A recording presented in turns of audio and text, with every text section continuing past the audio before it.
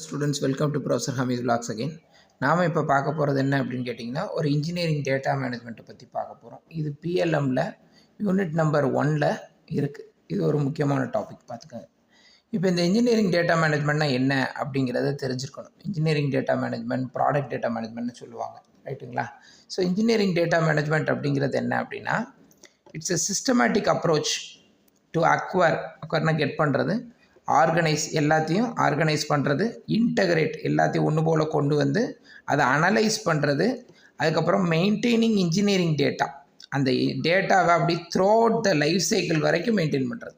எப்படி நம்ம பிறந்ததுலேருந்து பெர்த் சர்டிஃபிகேட் எடுத்து அதுக்கப்புறம் நம்ம வாழ்க்கையில் படித்து ஒவ்வொரு 10th 12th இன்ஜினியரிங்கு எம்இ இப்போ இந்த மாதிரி வாங்கிட்டு கடைசி அதுக்கப்புறம் கம்பெனியில் படிக்கிற விஷயங்கள் எல்லாத்தையும் அதனுடைய சர்டிஃபிகேஷன்ஸ் எல்லாத்தையும் வாங்கி கடைசியில் அவருடைய கடைசி கட்டம் வரைக்கும் அவருடைய டெத் சர்டிஃபிகேட் வரைக்கும் எடுத்து வச்சு மொத்தமாக டேட்டா எடுத்தோம் அப்படின்னா அந்த டேட்டாவுக்கு பேர், அந்த டேட்டா பேஸ் பேர் தான் அந்த மொத்தம் அவருடைய அந்த ஹியூமனுடைய டேட்டா பேஸ், சரிங்களா? அது அவர் ஹியூமன் டேட்டா மேனேஜ்மெண்ட்.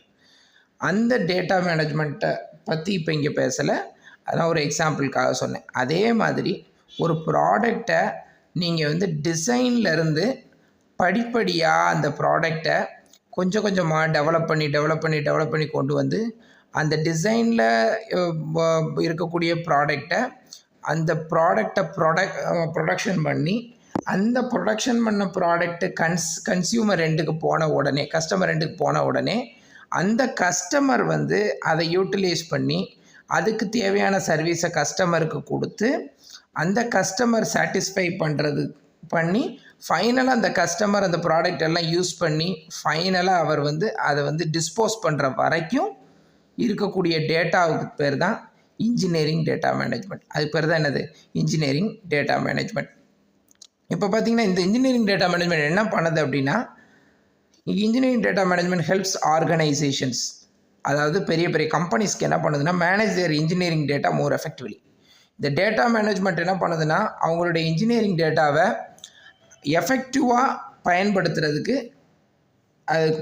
அதுக்கு எஃபெக்டிவாக பயன்படுத்துறதுக்கு ரொம்ப சப்போர்ட்டிவாக இருக்குது.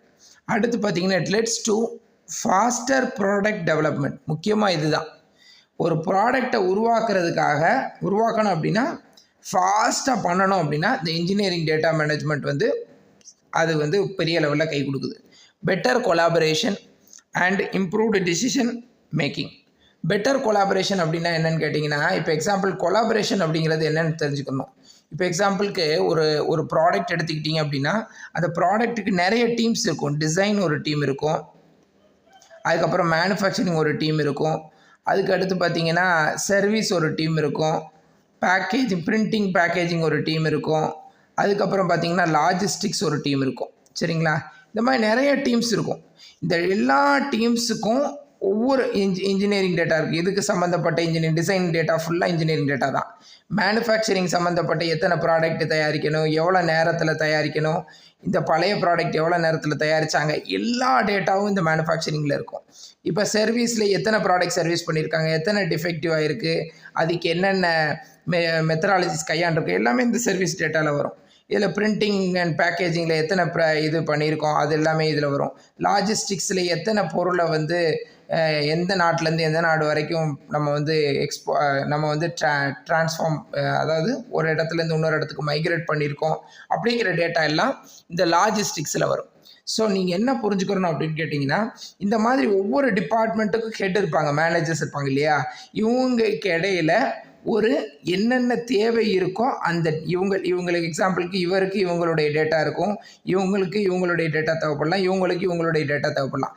இந்த தேவைப்படக்கூடிய டேட்டா எல்லாத்தையுமே அவங்க என்ன பண்ணிக்கிறலாம், இந்த தேவைப்படக்கூடிய டேட்டா எல்லாத்தையுமே அவங்க ஆக்சஸ் பண்ணிக்கலாம். இந்த தேவைப்படக்கூடிய டேட்டா டிசைனில் உள்ளவர் மேனுஃபேக்சரிங் டேட்டா ஆக்சஸ் பண்ணிக்கலாம், சர்வீஸில் உள்ளவர் மேனுஃபேக்சரிங் டேட்டா ஆக்சஸ் பண்ணலாம். இந்த மாதிரி யார் வேணாலும் எந்த டேட்டா வேணாலும் ஆக்சஸ் பண்ணிக்கலாம் காமன் பிளாட்ஃபார்மில். அதுக்கு என்ன வேணும் அப்படின்னு கேட்டிங்கன்னா, கொலாபரேஷன் வேணும். ஒவ்வொருத்தங்களுக்கு இடையில அந்த டேட்டா ஆக்சஸ் பண்ணக்கூடிய கொலாபரேஷன் வேணும். அதை இந்த இன்ஜினியரிங் டேட்டா மேனேஜ்மெண்ட் பண்ணி தருது, சரிங்களா? அடுத்து பார்த்தீங்கன்னா இம்ப்ரூவ்டு டிசிஷன் மேக்கிங் ஒரு இம்ப்ரூவ்டாக பண்ணி கொடுக்குது. சரி, இப்போ அடுத்து பார்த்தீங்கன்னா வாட் ஆர் ஆல் த இதில் என்னென்ன ஆஸ்பெக்ட்ஸ் இருக்குது, அம்சங்கள் இருக்குன்றதை பார்ப்போம். இப்போ ஃபஸ்ட்டு பார்த்தீங்கன்னா டேட்டா அக்யூசிஷன் அப்படின்றது என்னென்னா ஃபஸ்ட்டு வந்து டேட்டாவை நீங்கள் கலெக்ட் பண்ணுறது. டேட்டாவை எப்படி கலெக்ட் பண்ணுவீங்க?